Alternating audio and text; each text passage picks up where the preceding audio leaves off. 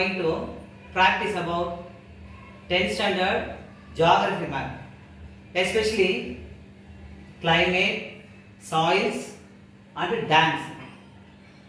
Today we are discussing about these headings: climate, soils and dams. In the climate lesson, the often asked math questions are only four. The four are: first one, areas of heavy rainfall, areas of low rainfall, that means low, scanty, sparse, little, whatever. Those areas receive less than 50 centimeters rainfall. Areas of heavy rainfall, more than 200 centimeter rainfall, heavy rainfall. The third one, direction of southwest monsoon winds.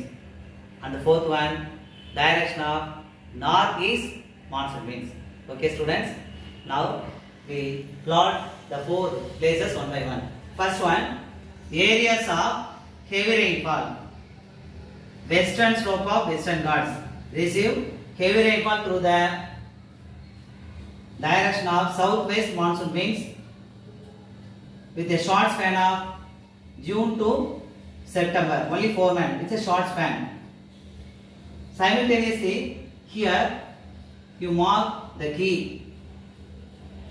Whatever you draw in the map, here you mark the content here. That is, areas of heavy rainfall. Second one, areas of little, low, scanty, sparse, especially Thar Desert, less than 50 centimeter rainfall.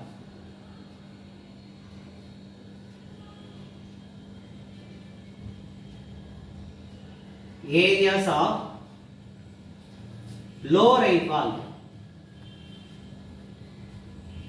The fourth question one, direction of southwest.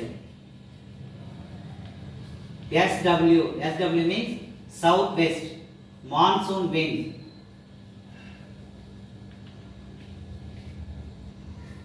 The southwest monsoon divided into two branches. One is Arabian Sea branch and another one Bay of Bengal branch.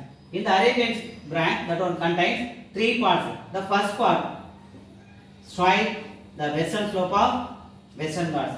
Second one strike or hit the Vindhya Satvara mountains. And the third one through the Gulf of Cambay. Here the mountain Aravalli run parallel to the wind direction. So the wind escape and does not give any rain to Rajasthan. That's why Rajasthan become a desert. These are the parts of Arabian Sea branch. Next, Bay of Bengal branch. First part strike the Shillong area. Here we find the place Mausin Ram. The place in Cherrapunji. The place having heaviest rainfall in the world. Then the second part move parallel to the direction of Himalayan mountains, because the lofty, they don't cross the lofty Himalayan mountains. That's why they turn the direction towards the parallel to the Himalayan mountain. Last final reach into Punjab. Here we draw the symbols. Upward arrow.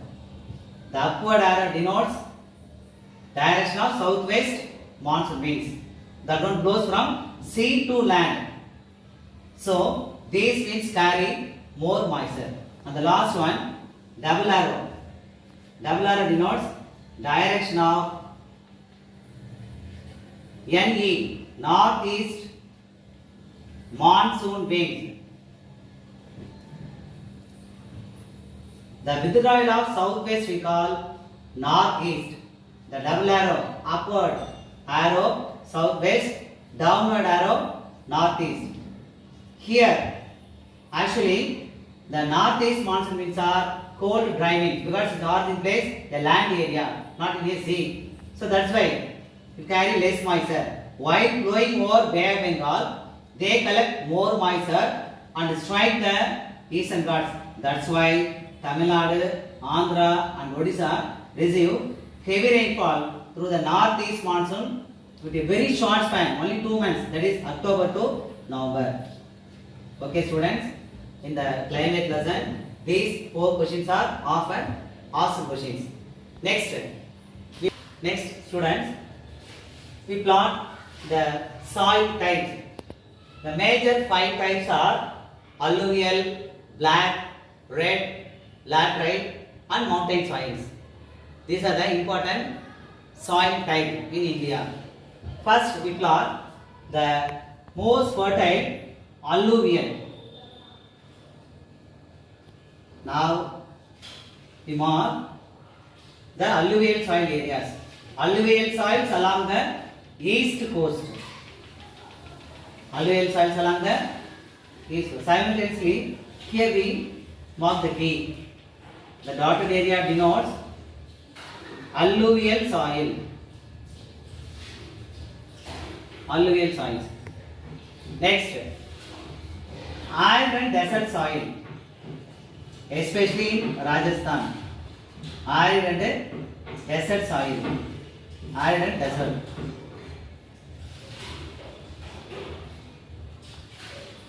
Desert soil. The third one, mountain soil. Jammu Kashmir area. The top of the map. Jammu Kashmir area. Like this, you design these areas and write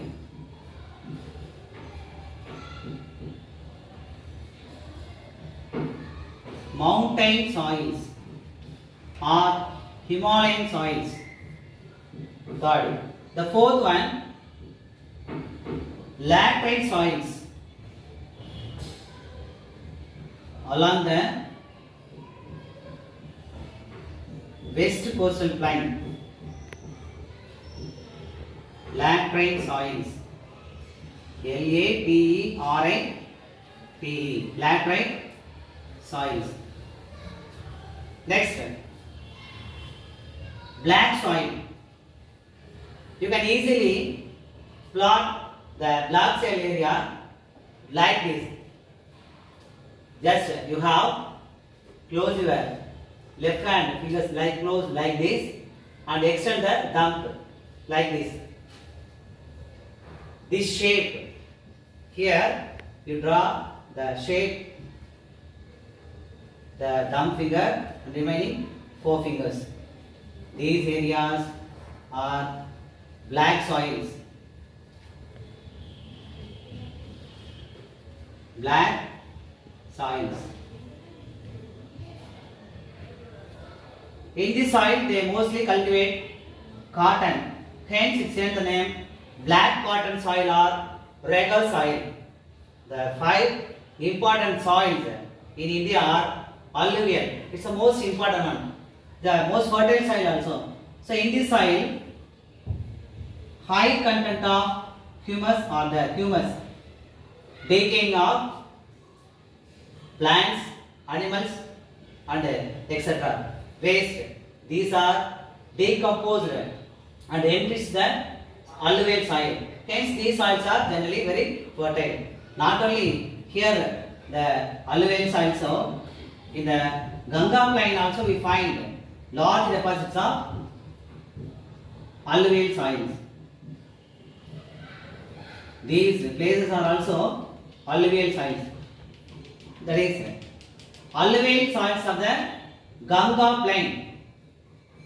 Ganga plain alluvial soils. Okay students, the 5 important soils are alluvial. The 2 areas, alluvial soils along the east coast, alluvial soils of the Ganga plain. Second, desert soil. In Rajasthan, you plot desert soil. In Jammu and Kashmir, you plot mountain soils and laterite on the west coastal plain. On the center near the Deccan area, you mark the black soils. Next students, lastly, we plot the three important dams in India. Students, finally, we plot the dams in India. The three important dams are Mettur Dam built across the river Kaveri, Hirakud Dam across the river Mahanadi in the state of Odisha, and in West Bengal, DVC Damodar Valley Project, Damodar Valley Corporation on the river Damodar.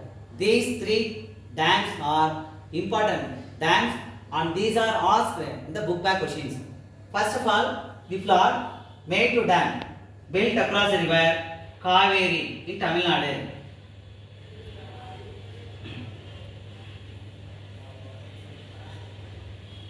The Kaveri has its origin on the Western Ghats. Here you mark the two parallel lines. That is Mettur Dam. Mettur Dam across the river Kaveri.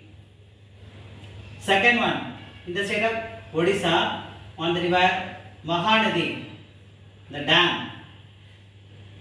Hirakud, Hirakud, Hirakud on the river Mahanadi. The third one, the state of West Bengal, we plot the Damodar Dam. Damodar Dam built across the river Damodar. These three dams are important dams in India. So in this session, you have a clear idea about climate, soils and dams maps. How we draw the map, you have a clear idea. Okay, thank you.